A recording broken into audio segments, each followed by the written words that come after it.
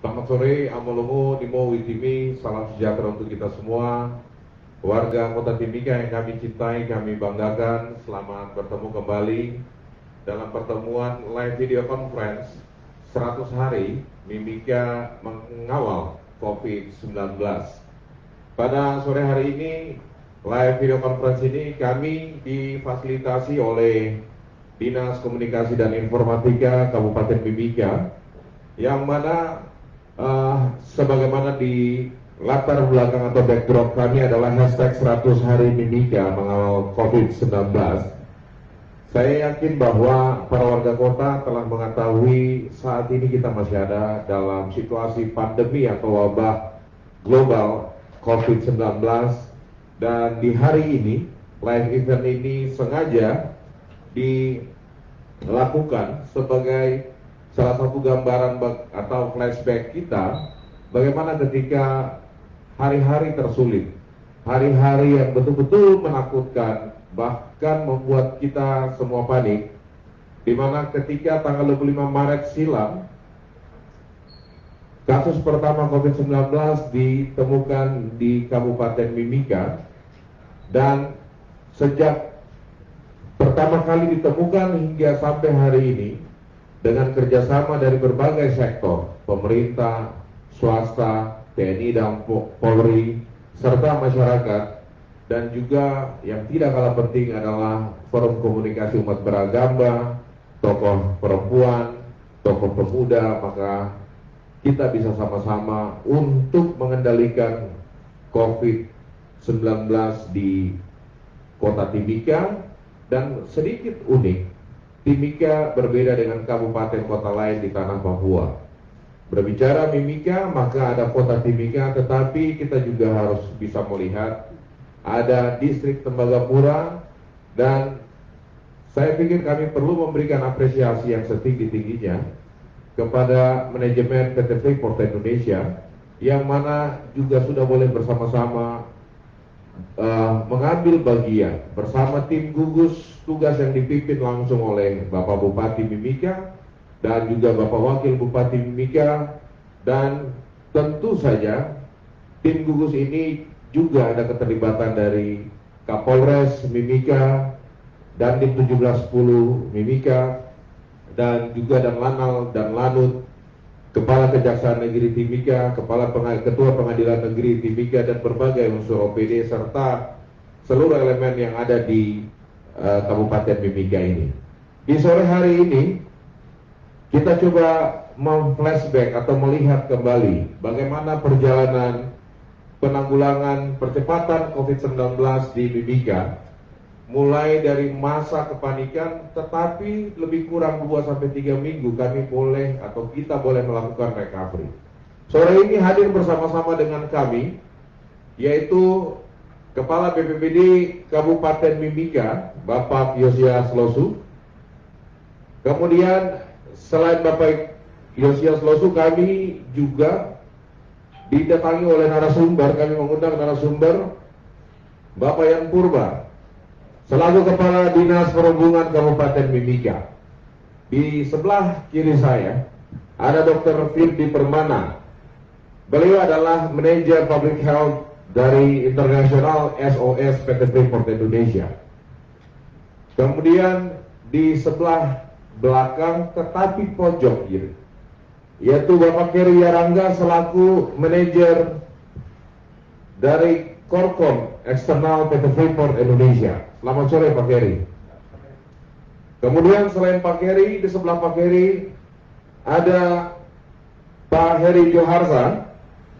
Beliau merupakan Vice President Government Relation PT Freeport Indonesia. Selamat sore Pak Hari. Dan yang paling pojok kanan adalah Pak OBPKG. Pak OBPKG merupakan Kepala Seksi P2M atau Pengendalian Penyakit Menular Dinas Kesehatan Kabupaten Mimika.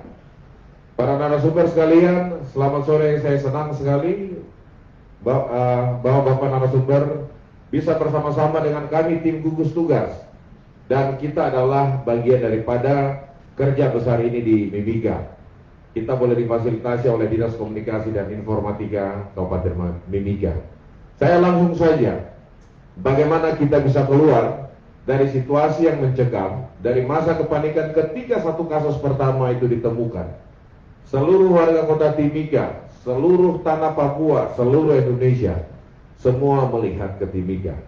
Tetapi di hari ke-100 ini kita mampu keluar dari situasi itu, dan kemudian kita mampu melakukan new normal sebagaimana yang sudah disepakati oleh Bupati Mimika selaku Ketua Gugus Tugas Percepatan Penanganan COVID-19 Kabupaten Mimika, Forkopimda, dan semua unsur melalui kesepakatan bersama nomor 443.1/907. Pasti saya yakin dan saya percaya warga Mimika menanyakan, kenapa sudah bisa ke new normal? Salah satu indikator terpenting di Indonesia, bahkan di dunia, yaitu angka reproduksi efektif. Angka reproduksi efektif pada hari ke-98 itu kita berada di 0,34. Meskipun kalau kita gabungkan ini di tingkat kabupaten, kita tambahkan dengan wilayah PT Freeport Indonesia atau di wilayah distrik Tembagapura, kita persisnya itu ada di angka 1. Tetapi secara kewilayahan, kemudian sebagaimana hasil-hasil yang dilakukan, perluasan testing, percepatan penanganan kasus, kami meyakini bahwa Mimika sudah layak masuk ke masa new normal. Ini tentu saja dibarengi juga dengan angka kesembuhan yang hari ini hanya tersisa lebih kurang 16-17% atau sekitar 60 orang yang tersisa dirawat. Mungkin itu, baik warga kota, Bapak Ibu sekalian yang kami hormati, saya ingin mendengar cerita, atau saya yakin juga Bapak Ibu ingin mendengar cerita bagaimana sebenarnya pengalaman sejak awal kasus ini ditemukan, kemudian bagaimana proses untuk pemulihan, menggerakkan banyak orang, meyakini semua orang bahwa kita bisa keluar dari situasi COVID-19. Saya berikan kesempatan yang pertama kepada Bapak Kepala BPBD Badan Penanggulangan Bencana Daerah Kabupaten Mimika sebagai Ketua Pelaksana Gugus Tugas untuk penanganan COVID-19 Kabupaten Mimika. Pak Yosias Losus, selamat sore. Apa kabar? Baik, Pak. Ya, kami ingin mendengar kira-kira bagaimana awal ketika Bapak ditunjuk sebagai Ketua Pelaksana Harian untuk bisa mengkoordinir semua sektor agar bisa menghadapi masa pandemi di saat-saat tersulit atau di saat-saat kepanikan pada saat itu. Silakan, Pak. Terima kasih atas waktu yang diberikan kepada saya pada saat sulit seperti itu yang kita bentuk pada saat itu. Saya lupa tanggalnya kalau berapa itu, sama-sama kita kasih anggaran pada kita di dosen DBA kita, sama-sama tidak ada sama sekali. Kita kaget dan itu pertama kali muncul kasus pada tanggal 25 Maret, kita kaget, mau bikin mana? Terpaksa kita bikin spanduk dengan 7 bahasa daerah, kita sebar ke setiap titik yang ada di Timika sini. Sesudah itu kita setor masker, dan masker itu kita cari sama susah sekali. Itu rasa sulit, sangat-sangat sulit sekali pada saat itu. Terima kasih. Baik, jadi yang dilakukan pertama kali yaitu bagaimana sosial promosi melalui media yang tersedia ya. Kita kalau kita di DPD kita istilah mitigasi. Mitigasi ya. Pencegahan awalnya. Pada saat kondisi siaga darurat saat itu. Ya, pada saat siaga darurat kita sebagai fungsi BPD kita mitigasi, kita separuh berbagai 7 bahasa daerah. Iya. Tapi kemudian pada saat itu ada tong-tong air. Ya, itu fasilitas sarana cuci tangan dengan air. Ada. Kalau kita pertama kita kendaraan 70 unit pas yang titik fasilitas umum, kita adakan penyemprotan disinfektan di sektor titik yang ada di Kabupaten Mimika. Terus kita semprot semua di kantor-kantor fasilitas umum yang ada di Mimika, karena kita kaget. Dan betul-betul kita bingung sekali, atau mungkin kita terus kita masih kurang mengerti. Artinya Pak Kepala BPBD sempat stres juga situasi seperti itu. Kita untuk orang mengenai disinfektan yang lain. Iya. Kaget kita. Terus kita tanya-tanya cara temu seperti apa? Tanya ke dokter antum apa? polusi campuran dari baik ini sekian baru bisa seperti jalan. Iya. Saat itu berapa personil yang digerakkan? Kita ada 46. Berapa Pak? 46. 46 personil. Saya lihat waktu itu ada damkar, mobil pemadam kebakaran juga yang digerakkan. Digerakkan ada 8 unit. Sekarang pengapalan titik-titik perempatan terpalang berdampak. Iya. Baik. Kemudian juga dari BPBD ada memberikan pada kondisi hari saat itu, ketika pelaksanaan PSBB, pembatasan mulai PSSM kemudian masuk ke PSBB, itu bagaimana strateginya untuk menggerakkan sektor lain, TNI Polri, kemudian ada OKIA juga ikut tergabung di situ, ada dinas kesehatan ikut tergabung, dinas perhubungan. Kira-kira seperti apa Pak? Ya, pada saat itu saya lihat kalau kita bergerak sendiri agak susah.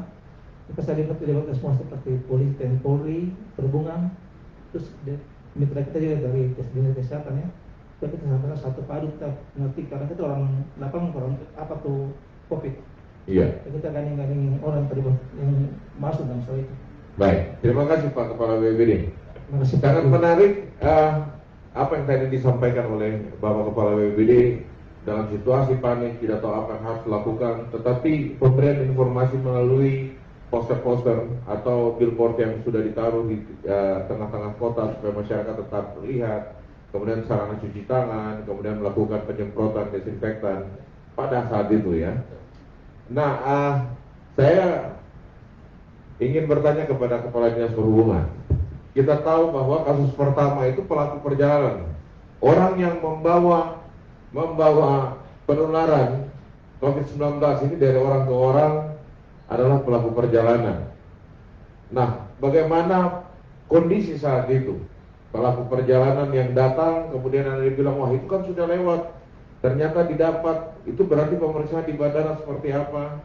Belum lagi transportasi laut, belum lagi transportasi darat. Kira-kira kondisi saat itu seperti apa dan apa langkah-langkah yang dilakukan untuk keluar dari situasi itu? Silakan Pak Kepala Dinas Perhubungan. Baik, terima kasih Pak Rey. Salam untuk pemirsa warga Mimika yang luar biasa. Kita lihat kerjasamanya mulai dari awal Maret sampai saat ini sudah mulai sama-sama kita mendukung program pemerintah. Jadi COVID ini sebenarnya di awal seperti yang tadi disampaikan oleh Kepala BPBD, kita sama-sama tidak mengerti. Tetapi langkah yang diambil oleh Dinas Perhubungan yaitu bulan Januari akhir, kami sebenarnya sudah membentuk tim, namanya tim COVID udara. Jadi setelah merujuk daripada instruksi atau edaran daripada Sekda Provinsi, kami sudah rapat terkait dengan KKP, Kantor Kesehatan Pelabuhan. Itu kita sudah melakukan pengetatan, tetapi informasi tentang COVID sama sekali kami tidak mengetahuinya.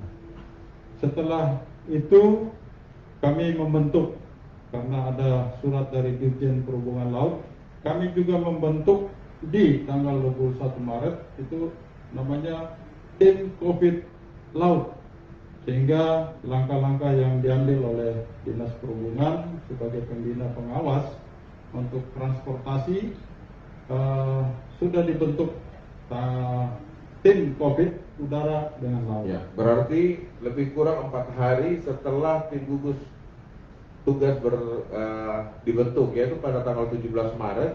Kemudian seminggu berikutnya adalah ditemukan kasus. Jadi antara tim gugus terbentuk 17 Maret dengan ditemukannya kasus pertama, tim COVID udara dan tim COVID laut sudah terbentuk Pak ya? Siap. Dan waktu itu sebenarnya targetnya apa Pak? Targetnya adalah kita membuat pendataan terhadap